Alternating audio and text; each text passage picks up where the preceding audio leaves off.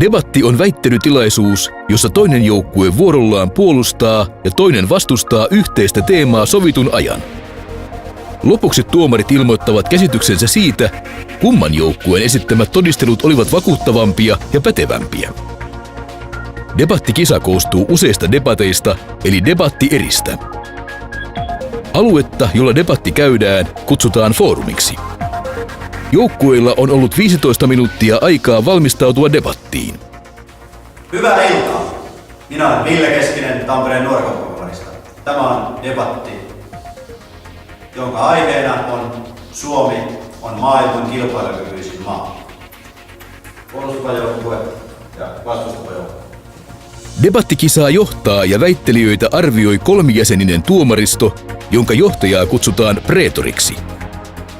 Hän johtaa sekä koko kisaa että tuomariston työskentelyä. Hän myös kertoo pisteet ja esittää tuomariston yhteisen arvion sekä joukkueista että niiden jäsenistä. Tässä harjoituksessa yksi henkilö hoitaa kaikkien tuomariston jäsenten tehtävät.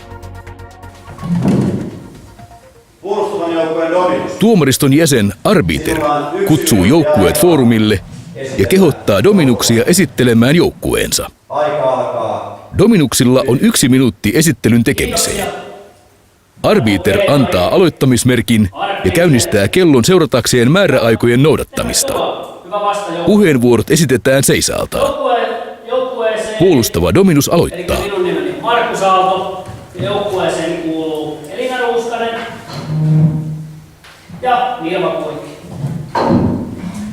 Tänään keskustelemme siitä, että onko Suomi maailman kilpailukykyisin maa.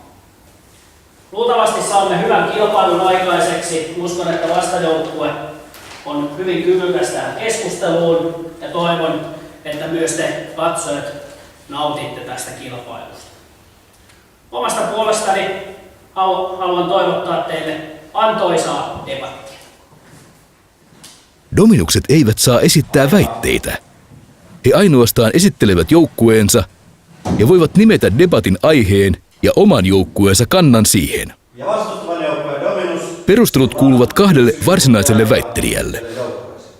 Dominuksen rooli on toimia varsinaisten väittelijöiden takapiruna, kuiskaten tai kirjoittaen heille vinkkejä, aiheita ja kommentteja.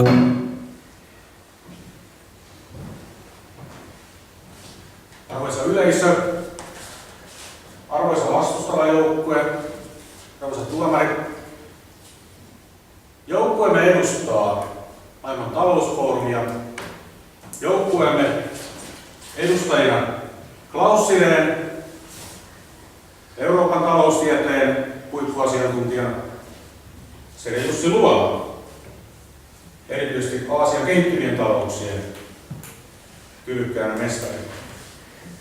Tavoitteenamme on tuoda esiin, miten Suomen kilpailukyky ei todellakaan ole maailman kärkiluokkaa. Lisäksi Dominuskin voi kadottaa ajatustensa punaisen langan, vaikka varsinainen väittely ei ole vielä alkanutkaan. Puolustavalta joukkueelta ymmärtämystä seikalle, että Suomi ei ole kilpailu. Pisteytykseen vaikuttaa, jos annettu aikamäärä alitetaan merkittävästi. Toisaalta ajan täyttyessä puhuja saa sanoa kesken olevan lauseen loppuun. Dominukselle miinuspiste siitä, ettei hän esittele itseään lainkaan, josta hänen joukkuetoverinsa yrittävät hänelle lapun välityksellä muistuttaa. Puhujaa kannattaa tukea esimerkiksi lappujen välityksellä. Puhujalla itsellään ei ole hyvä olla lappua kädessään ollessaan puhumassa.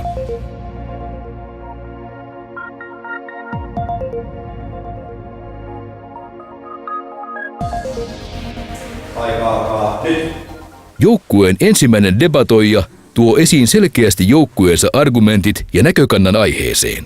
Tässä vaiheessa ei vielä kumota vastajoukkueen teesejä. Ja ikää 27 vuotta, joten asiat, joista puhun, minä olen oppinut. Ensimmäinen kierros on keskeinen, koska sen aikana väittelijällä on mahdollisuus ohjata väittelyn suuntaa, kunhan pysytään aiheen sananmuodon sisällä. Väitettä puolustava väittelijä on itsekin sitä mieltä, että Suomi ei suoranaisesti ole maailman kilpailukykyisin maa. mutta hän yrittää määritellä sellaisen näkökulman, josta tarkastellen Suomi olisi maailman kilpailukykyisin. Paljon vaikeampiakin väitteitä voi joutua debatissa puolustamaan.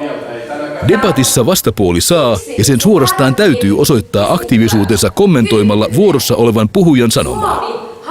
Välihuudot on kuitenkin lopetettava, jos tuomari käskee hiljaisuuden silentium-komennolla. Tätä lähdettiin esimerkiksi tukemaan sillä tavalla, että etsittiin jokaiselle sopiva urheilulaji. Ja kaikkihan me tiedetään, että Suomi on täynnä esimerkiksi EUK:n kantokisa ja en tiedä onko missään muualla maailmassa Reino Höntty, Reino Futis, saappaheitto, sitten kello on hienoin talo tai kello on hienoin kukka ja kello on iso pippeli ja niin edespäin. Ja tällä haluttiin varmistaa se, että jokainen löytää joku laji, missä on erittäin kyvykäs. Ei voittaja, ei kärkimaa tai kärki, mutta erittäin kyvykäs.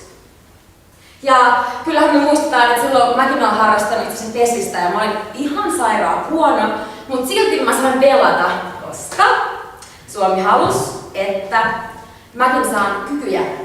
Siksi meillä on nämä kaiken maailman fair play-jutut, että huonokin pääsee pelaamaan. Mutta siirrytään näistä urheilulajista eteenpäin. Puhutaan koulutuksesta. Kaikkihan me tiedetään, että Suomessa on todella hyvä taso koulutuksessa. Mutta ei maailman paras. Mutta ei maailman paras. Nimenomaan. Suomessa on kyvykäs, kilpailukykyinen koulutusjärjestelmä. Ja tiedetään myös se, ei ole paras. että ei niin, vaan kilpailukykyinen. Ja Suomi ei ole halunnut lähteä tätä muuttamaan. Suomen koulutusjärjestelmä itse asiassa muuttunut monen kymmenen vuoteen. Vakava tekniikkavirhe puolustavan joukkueen jäseneltä. Kun puheenvuorosta on jäljellä alle 30 sekuntia, vastapuolen on oltava hiljaa.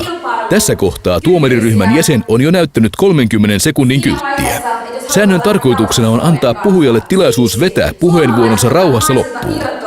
Helposti pesää, koska halutaan harjoitella myös sitä tosipaikan tulle. Taktisiin taitoihin kuuluu esittää raflaavimmat huomautukset puheenvuoron lopulla, sillä viimeisten 30 sekunnin aikana vastajoukkue ei saa enää olla äänessä. Kun vastustaja ei enää voi pyytää puheenvuoroa tai huutaa välikommentteja, väittäjän on helppo horjuttaa vastustajaa suuntaamalla väittelyä mitä mielikuvituksellisimpaan suuntaan. Puhuja saa miinuspisteitä käyttäessään alatyylisiä tai kirosanoja. Ne eivät kuulu debatointiin.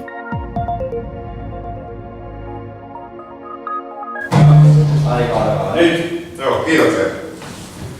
No niin. Kiitoksia omasta puolestaankin. Miellyttävää tulla tänne debatoimaan. Ja mun nimi oli tosiaan Jussi Luoma ja me olemme sitä mieltä, että Suomi ei todellakaan ole maailman kilpailukykyisin maa. Hyvä maa sinänsä, mutta ei kilpailukykyisin maa. Ja tällä kilpailukykyisyydellä me tarkoitetaan sitä, mitä sillä nyt yleensä tarkoitetaan, eli taloudellista kilpailukykyä. Se juuri tulee tutkimuksen mukaan, kuinka olette lehtiä seurannut, mutta isolla se siellä oli, eli että Suomi on maailman 4.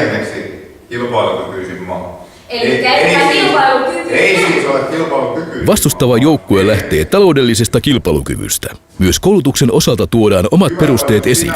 Perusteeksi esitettävä tilastotieto saa olla täyttä satua. Pääasia, että se esitetään vakuuttavasti. Tavoitteena on debatin voittaminen, ei totuuden löytäminen. Ei mitaleilla, mutta pisteillä. No Suomi ei myöskään näistä koulutuksesta puhuttiin äsken, niin hyviä kouluja ja mukavaa koulussa, mutta ei ole se kilpailukykyisin. Oli tutkittu 500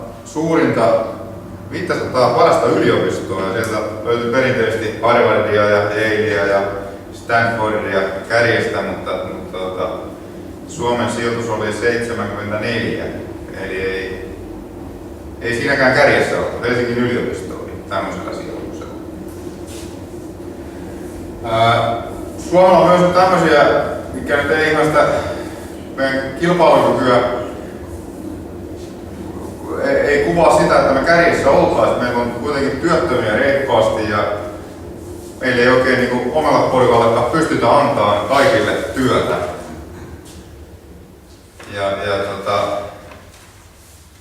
Mikä muualla maassa on paremmin.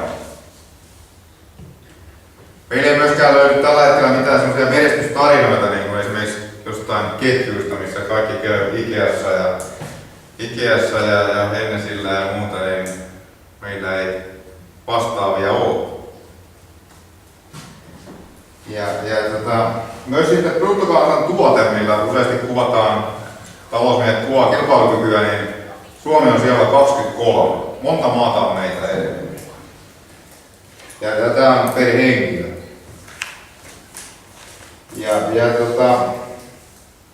Tämmöisiä monta tekijää, mistä tämä koostuu, ja meidän mielipide vahvasti on se, että Suomi on hyvä maa, mutta ei kilpailukykyisin maa. Tämä on se meidän ryhmän tulos, ja tämä myös se tulos, monessa muusta instanssista ollaan väitetty.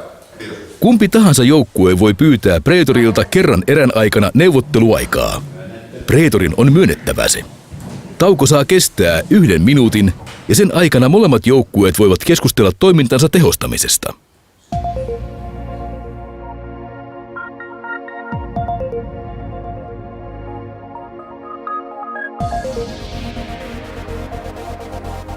Ja aika lisää on käytetty.